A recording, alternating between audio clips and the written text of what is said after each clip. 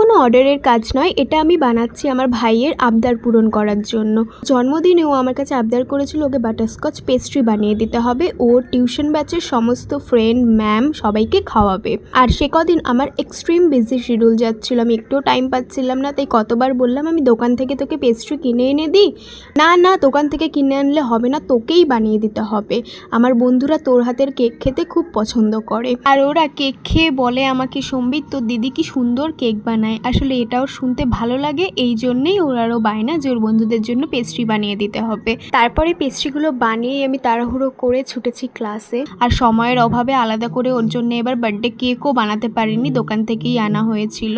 তো খুব সিম্পলের উপরেই আমি ডিজাইনটা রেখেছি, ইনসাইড অ্যান্ড আউটসাইড বাটারস্কচ ছিল। ভাইয়েরও আবদার পূরণ করতে পেরেছি, আর পুচকে পাচকাদেরও কেক খেয়ে ভালো লেগেছে, এটাই আমার সব থেকে বড় পাওনা। তোমাদের পেস্ট্রিগুলো কেমন লাগলো অবশ্যই জানিও। সবাই খুব ভালো থেকো, টাটা।